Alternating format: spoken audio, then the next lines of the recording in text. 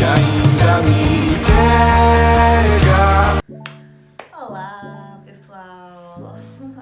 Mais uma vez cá estou. Como é que vocês estão? Estou muito bem, graças a Deus. Cheguei. Então, mais um dia, mais um tema, mais um programa. Trago aqui comigo um tema que eu gosto, que eu acho que o mundo tá padecendo, e eu sinto que é necessário que ensine sobre este tema. Então vamos a isso, a corrupção. A corrupção, a corrupção. O que é isso de corrupção? Eu acho que muita gente sabe o que é isso de corrupção. Mas eu não vou definir, né? Mas existem dois tipos de corrupções. Tem corrupção do mundo físico, tem corrupção do mundo espiritual. Mas do mundo físico, muita gente gosta de corromper, muita gente gosta de subornar. Vocês já sabem como é que isso é, como é que isso funciona, não vou aqui detalhar. Mas pro mundo de Deus não faz muito, não. É tudo quase a mesma coisa. No mundo de Deus também existem essas coisas, tipo de corrupção, etc, etc. Então, sem mais delongas, eu gosto de ensinar, eu gosto de falar, mas sempre com uma base legal. Vamos aqui a ver no nosso livro de Gênesis, capítulo 6, versículo 1 em diante, o que diz a nossa Bíblia no livro 6, a corrupção do ser humano. O que a corrupção nos faz? Vamos ter que perceber isso na íntegra. O que a corrupção faz na vida do ser humano? Então, trago aqui comigo a corrupção do ser humano. Versículo número 1 do livro 6 do livro do Gênesis, neste caso, assim diz a palavra. As pessoas aumentaram em número e foram se espalhando por toda a terra à medida em que iam tendo filhos e filhas. Então, os filhos de Deus viram que as mulheres dos homens eram bonitas. Eles escolheram as mulheres que quiseram e casaram-se com elas. E o Senhor disse: o meu espírito não viverá no ser humano por todo o tempo. Ele é mortal e irá morrer. E Deus disse: o ser humano viverá 120 anos. Meu Deus, o que isso tem a nos dizer? O que essa palavra traz? É o seguinte, vimos que no tempo de Noé, o povo era muito rebelde. Deus mandou Noé para anunciar que pudessem juntos construir uma arca e que todos aqueles que quisessem fazer a arca seriam salvos. Mas naquela época simplesmente a família do Noé é que aceitou. Neste caso, o Noé foi o único a aceitar. Os restantes recusaram. Os restantes pensavam que Deus não fosse verdadeiro, que não existia nenhum Deus. Então preferiram ignorar. O que Noé fez? Ele construiu a sua arca. Ele fez o que tinha que fazer. No entanto, ele entrou na arca e foi com a sua família, os seus animais. Eram 8 membros. Era Noé e a esposa, os 3 filhos e as 3 esposas dos seus filhos, neste caso as suas noras. E os animais, as 7 espécies puras, uma espécie impura. Tipo, Deus ordenou que Noé levasse dos 2 gêneros, fêmea e macho. Então foi assim. Quando choveu, quando é que choveu, né? Caiu a chuva de 40 dias, todo mundo morreu, todo mundo morreu, todo mundo morreu. O que isso quer dizer? É que quando Deus diz aqui a corrupção do ser humano e que o Espírito de Deus não viverá para sempre no ser humano, e o ser humano é mortal. Por quê? Por quê? Porque naquele momento, de tanto que o povo pecou naquela era, Deus ficou furioso. Deus pensou em destruir tudo. E naquela altura, eles viviam por volta de muitos anos. Podiam viver por aí 800 anos. Tenha em mente que Adão e Eva, por exemplo, Adão, ele viveu até 800 anos, morreu por aí aos 930 anos. Então, Deus vendo que aquele povo era rebelde, mesmo depois de tudo, eles continuavam sendo rebeldes. O que ele fez? Ele diminuiu os anos de vida daquele povo. Deus diminuiu, por quê? Porque aquele povo era um povo rebelde, que não entendia, que não gostavam de ouvir, que não queriam saber de nada. Mas então, o que essa palavra quer nos trazer hoje, na íntegra, na essência? Quer nos dizer o quê? Que nós fomos diminuídos nossos anos de vida. Naquela altura, eles viviam 900 anos, 120 anos. A Sara teve filho aos 90 anos. Mas então agora, o que acontece? Deus reduziu os nossos anos de vida por conta do pecado.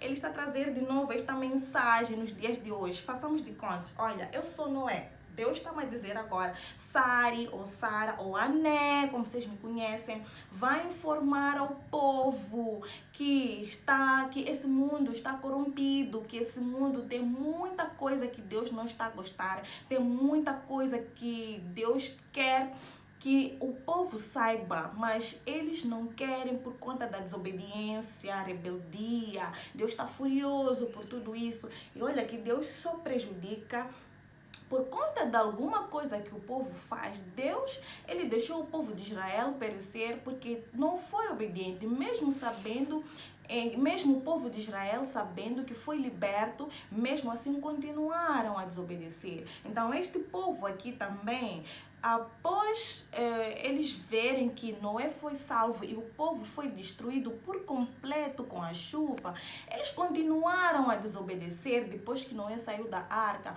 continuaram a desobedecer, foram fazendo as suas corrupções.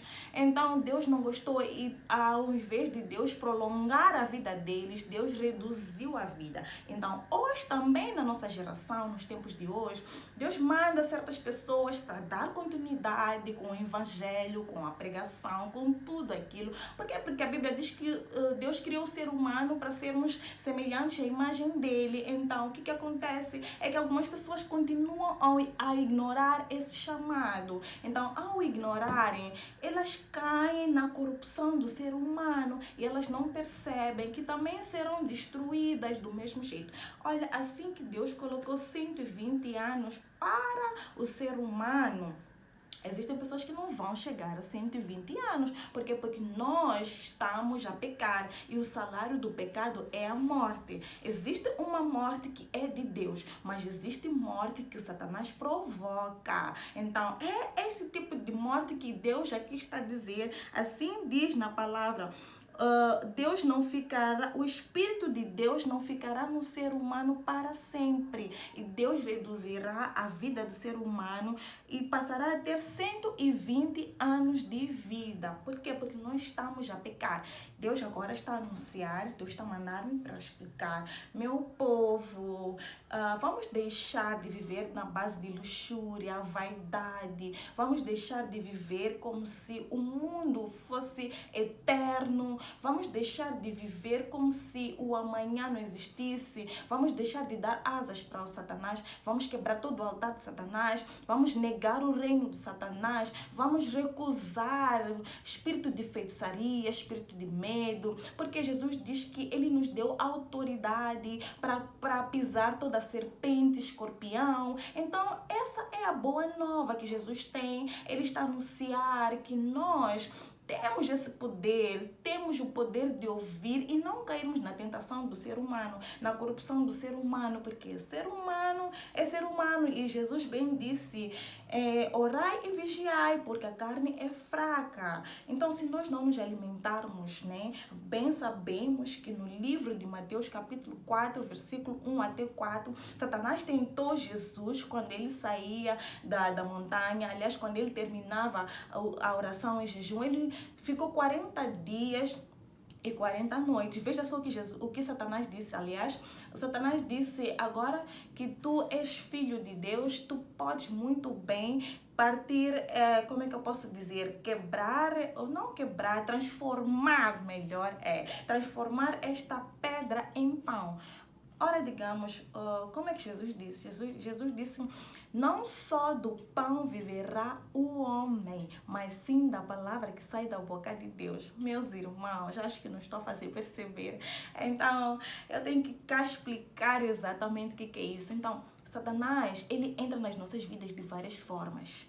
Ele entrou na vida de Jesus, mas Jesus, ele é nosso Pai. Então, nós somos seguidores de Cristo. Jesus está aqui a nos ensinar como é que devemos nos livrar do Satanás. Então, do mesmo jeito que ele não caiu na tentação do Satanás, é do mesmo jeito que hoje ele manda esta mensagem para que não caiamos na corrupção dos homens, naqueles que fornicam, naqueles que vivem uma vida adúltera, naqueles que vivem na base de corrupção de dinheiro, porque nós perecemos, naquelas pessoas que roubam, que furtam, porque Deus pode ter destinado a sua vida 50 anos, 70 anos. O que vai acontecer? Tu vais roubar. O Satanás tem um contra, já bem diz a Bíblia. O ladrão só veio para roubar, matar e destruir. Vou encontrar no capítulo 10 do livro de João, versículo 10. Então, tu, para além de prolongar os teus anos de vida, tu vais reduzir. Porque vão te encontrar, vão te lixar, vão fazer o quê? Vão te dar um tiro, né? E olha que Satanás não gosta de ninguém. Satanás o que faz? Ele te usa, te escraviza, e no momento em que te encontram, Satanás, ele diz para aquela pessoa: mata esse, mata, ele merece, faça tudo com ele. Ele não defende a ninguém. Satanás não gosta de ninguém. Ele só vem mesmo para roubar, matar e destruir. Então, meus amados, essa é a boa nova. Eu sempre venho assim, com um trechinho, porque tem que dar sede, né? Então é isso. Essa é a boa nova, né? A corrupção do ser humano. Então vamos sair dessa vida de corrupção. Vamos viver de acordo com o reino de Deus. Vamos escolher o que Deus quer. Deus não nos enviou aqui na terra para sentarmos, para apreciarmos, desfrutarmos só por desfrutarmos. Deus disse assim, Ele quer que a gente viva, mas primeiro temos que erguer o reino dos céus e o resto, tudo Ele nos acrescentará. Porque Deus sabe das nossas necessidades, Deus sabe daquilo que nós precisamos, Deus sabe que nós precisamos de vestir, Deus sabe que nós precisamos de comer, Deus sabe que nós precisamos de ter bons estilos, estarmos bonitos, termos uma casa com condição e tal. Mas tudo no tempo de Deus, e tudo requer um processo. Mas o que acontece com a corrupção dos homens? A corrupção dos homens faz com que ultrapassemos as medidas de Deus, a expectativa do Senhor. Nós fazemos tudo às pressas, queremos porque queremos, roubamos, batemos, agredimos, ser no trabalho, você quer subir em cima do seu colega, ser na família, você quer estar por cima, ser um marido, você arranca o marido de alguém, tudo isso para a luxúria e glória do Satanás. Não, Deus diz não, esse não é reino de Deus. O reino de Deus é uma coisa que nós temos que colher, hein? Temos que colher pouco, devagar. E nós vamos plantando pouco a pouco, e Deus vai vendo que meu filho está plantando. E então, quando nós plantamos, Deus depois Ele faz o quê? Abençoa, acrescenta, e você fica bem, e é para sempre, é eterno. Você vive bem, você tem paz de espírito, você vive iluminado, você brilha, resplandece. Já diz o Isaías 61, que resplandece ao Filho, mas também já diz o Isaías 60, versículo 22, que Deus te dá no seu tempo, e quando Ele te dá, ninguém aguenta.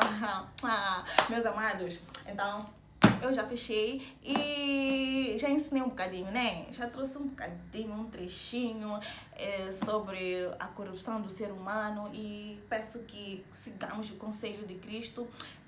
Não se esqueçam de se inscrever, coloquem os vossos gostos, toquem no sininho.